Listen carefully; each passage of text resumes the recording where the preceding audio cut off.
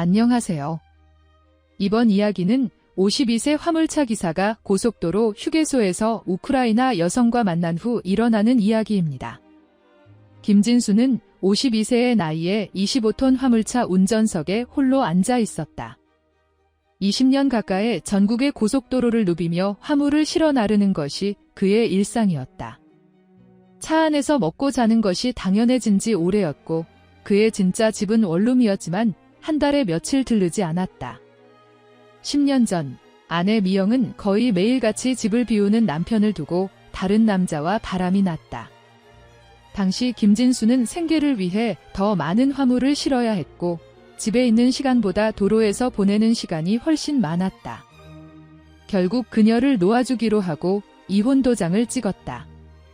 이혼 후 그는 더욱 일에 매달렸다. 서울에서 부산까지, 인천에서 강릉까지 대한민국 어디든 화물이 있으면 달려갔다. 차 안에서 컵라면으로 끼니를 때우고 휴게소 화장실에서 세수하고 운전석을 젖혀 잠을 자는 것이 그의 일상이었다. 김진수는 여느 때와 같이 경부고속도로를 달리고 있었다. 오늘은 서울에서 부산까지 가전제품을 실어 나르는 날이었다.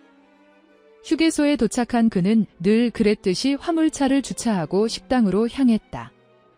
서울에서 부산으로 갈 때 항상 이곳에서 식사를 했다. 식당 안은 다른 화물차 기사들과 일반 승용차 승객들로 붐볐다. 어떤 거 주문하시겠어요? 주문을 받는 여성의 목소리에 김진수는 고개를 들었다. 20대 후반으로 보이는 외국인 여성이었다. 금색 머리에 파란 눈, 서구인의 전형적인 외모였지만 한국어는 유창했다. 김치찌개 하나요? 네, 잠시만 기다려주세요. 그녀는 정중하게 인사하고 주방으로 주문을 전달했다. 김진수는 창가 자리에 앉아 그녀를 지켜보았다.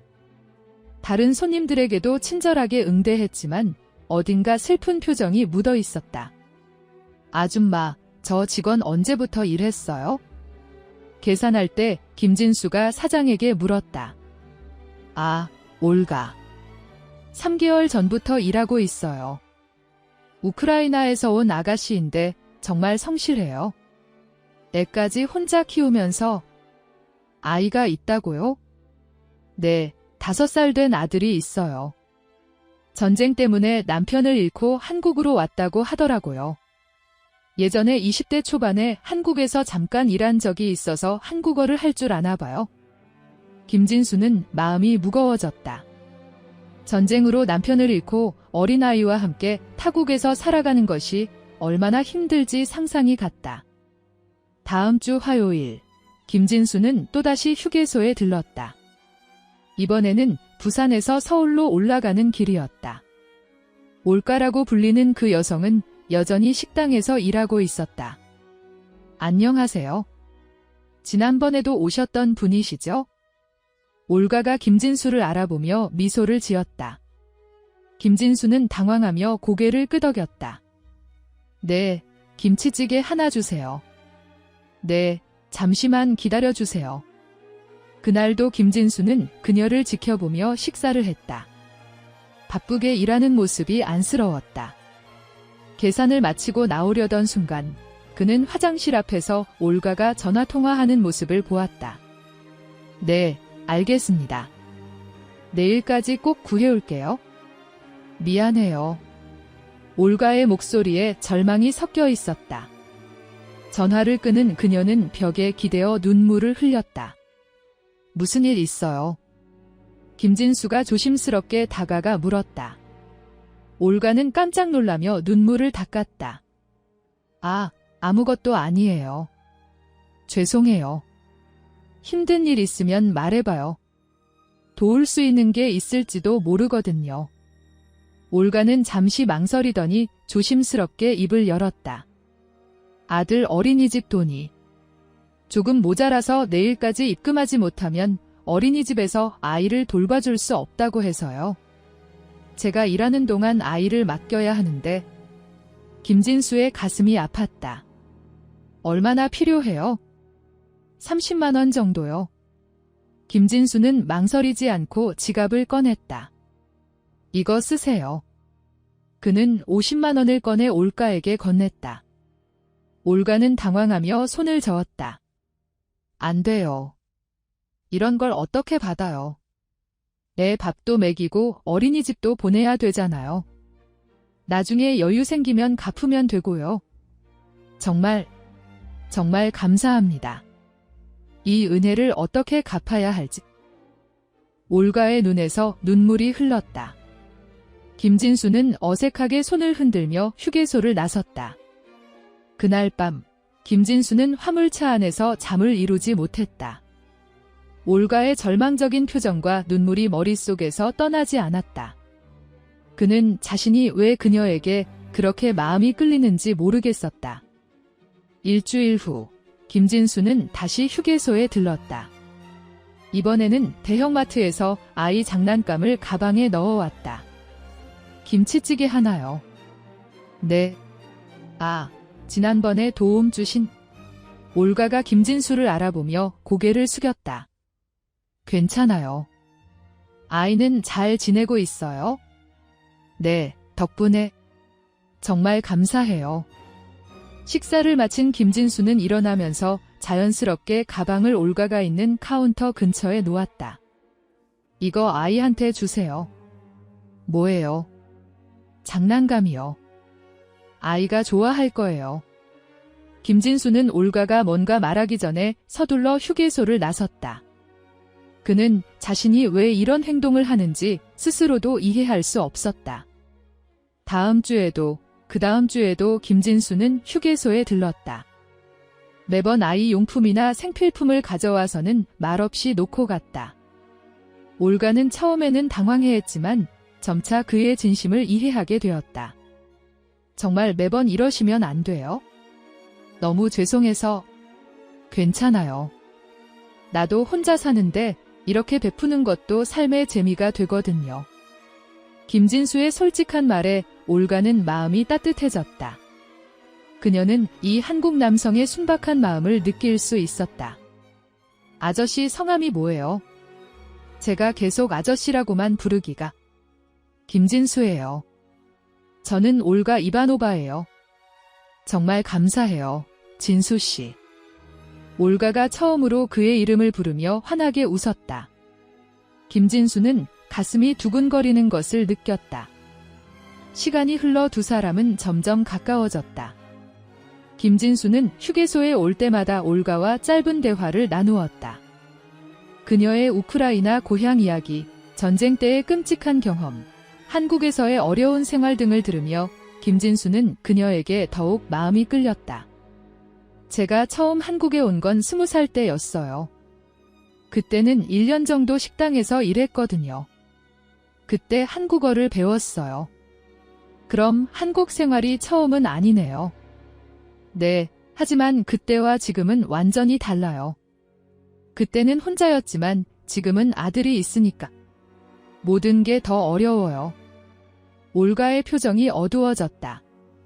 김진수는 그녀의 손에 자신의 손을 조심스럽게 올렸다. 힘들면 언제든 말해요.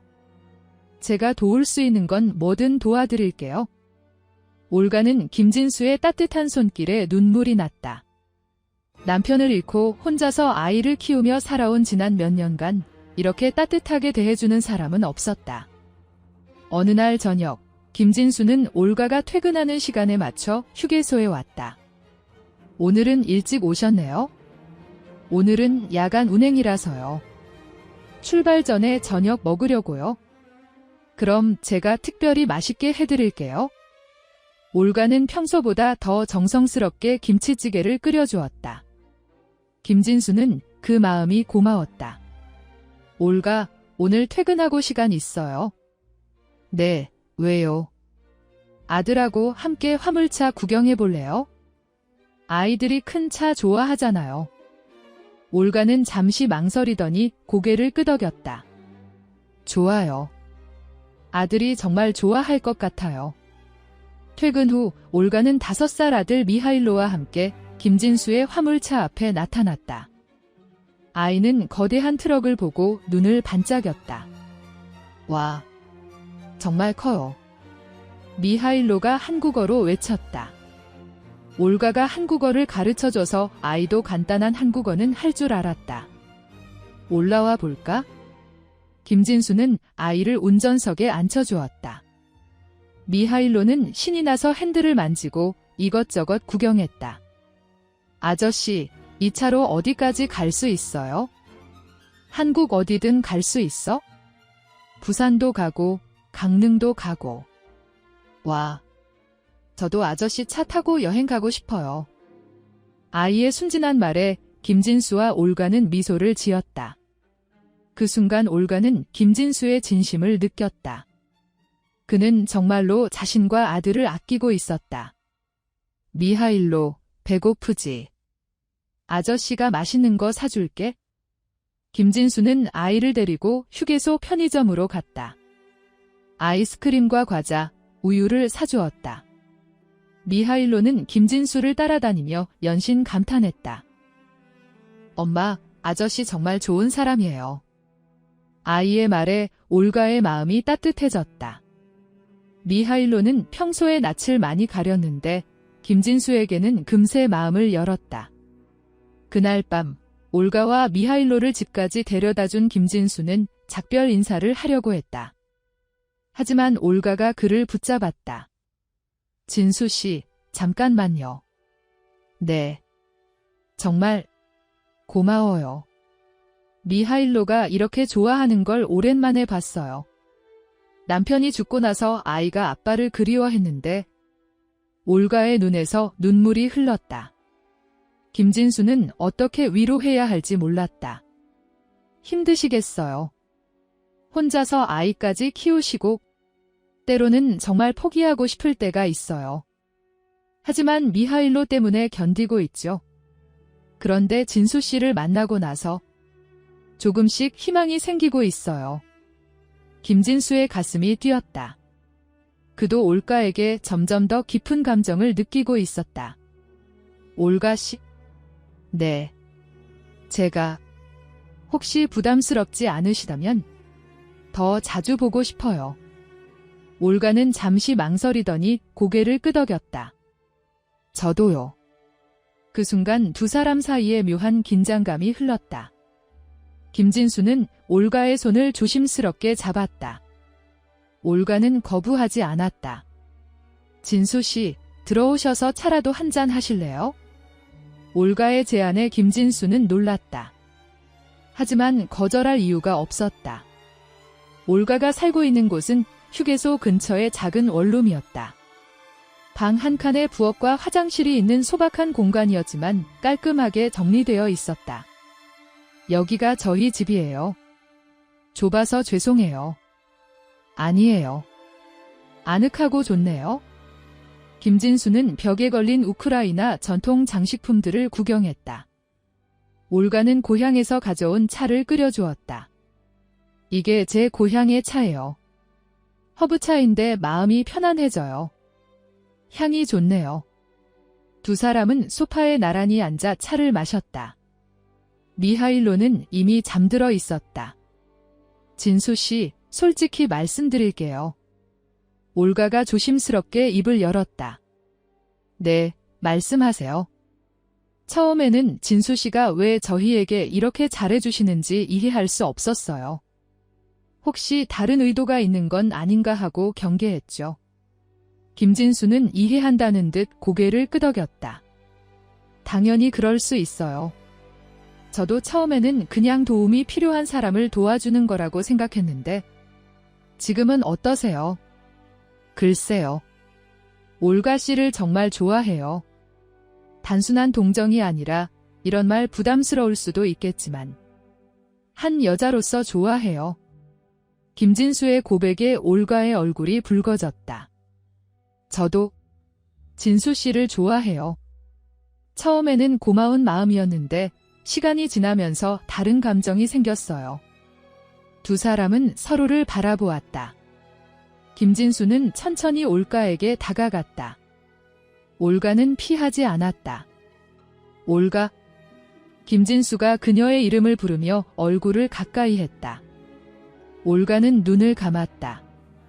두 사람의 입술이 만났다. 부드럽고 따뜻한 키스였다. 키스가 끝나고 올가는 김진수의 품에 안겼다. 그의 넓은 가슴에서 안정감을 느꼈다. 진수 씨, 저희 같이 살까요?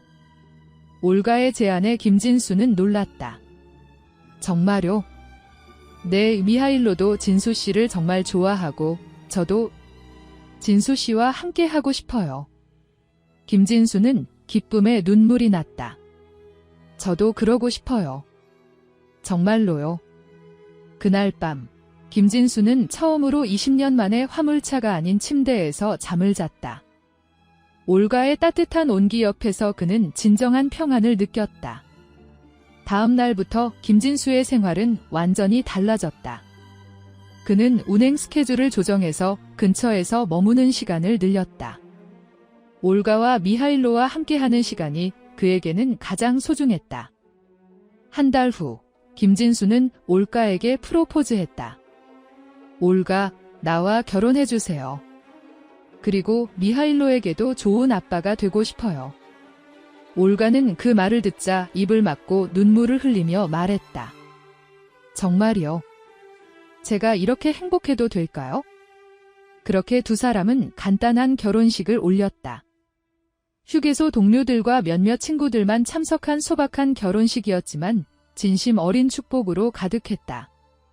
결혼 후 김진수는 원룸을 정리하고 올가의 집으로 이사했다. 비좁았지만 세 가족이 함께하는 공간이 그에게는 궁전 같았다. 아빠, 오늘은 어디 갔다 와요? 미하일로가 김진수를 아빠라고 부르며 달려들었다. 김진수는 아이를 들어 올리며 행복해했다. 오늘은 광주까지 갔다 왔어. 아빠가 선물 사왔지? 와, 뭐예요? 김진수는 아이에게 장난감 자동차를 선물했다. 미하일로는 신이 나서 장난감을 가지고 놀았다. 여보, 고생하셨어요. 올가가 김진수의 어깨를 주물러 주었다. 그의 피로가 풀리는 것 같았다. 당신 덕분에 일이 전혀 힘들지 않아요. 집에 돌아올 사람이 있다는 게 이렇게 행복한 일인지 몰랐어요. 결혼한 지 6개월 후 올가가 기쁜 소식을 전했다. 여보, 저 아이를 가진 것 같아요. 김진수는 놀라서 말을 잇지 못했다. 정말요? 확실해요. 네, 병원에서 확인했어요. 8주째예요. 김진수는 올가를 꼭 안았다. 첫 결혼 때 결국 아이 없이 끝난 후로 평생 자녀는 없겠다는 생각이었는데 꿈만 같았다. 고마워요, 올가. 정말 고마워요. 저야말로 고마워요. 여보를 만나서 새로운 인생을 살 수 있게 되었어요. 그로부터 몇 달 후, 올가는 건강한 딸을 낳았다. 김진수는 딸의 이름을 한나라고 지었다. 한나야, 아빠가 왔어. 한나. 아빠 오셨어. 오빠 따라 해봐. 다녀오셨어요. 해야지. 미하일로도 아기 동생을 무척 좋아했다. 그는 이제 완전히 김진수를 아빠로 받아들였다. 김진수는 가족이 늘어나면서 더욱 열심히 일했다. 하지만 이제는 의미가 달랐다. 가족을 위해, 사랑하는 사람들을 위해 하는 일이었다. 여보, 너무 무리하지 마세요. 건강이 가장 중요해요. 올가가 걱정하며 말했다. 김진수는 아내의 손을 잡으며 미소를 지었다. 괜찮아요. 우리 가족을 지키기 위해서는 이 정도는 아무것도 아니에요. 어느 날 저녁, 온 가족이 함께 저녁을 먹고 있을 때였다. 미하일로가 갑자기 말했다. 아빠, 저 나중에 커서 아빠처럼 화물차 기사가 될 거예요. 왜? 아빠가 제일 멋있거든요. 큰 차 몰고 전국을 다니는 아빠가 최고예요. 김진수는 가슴이 벅찼다. 평생 남들에게 인정받지 못한다고 생각했던 자신의 일을 아들이 자랑스러워한다니? 미하일로, 아빠 일이 그렇게 멋있어 보여? 네. 아빠는 슈퍼히어로예요. 김진수는 아들을 꼭 안았다. 그리고 올가를 바라보았다. 그녀도 눈물을 글썽이며 미소를 짓고 있었다. 52세 화물차 기사였던 김진수는 이제 3명의 가족을 가진 행복한 아버지였다. 25톤 화물차는 여전히 그의 일터였지만 이제는 가족에게 돌아가는 기쁨이 있는 곳이었다. 그는 더 이상 외롭지 않았다. 오늘도 시청해주셔서 감사합니다. 영상이 즐거우셨다면 구독과 좋아요 부탁드리겠습니다.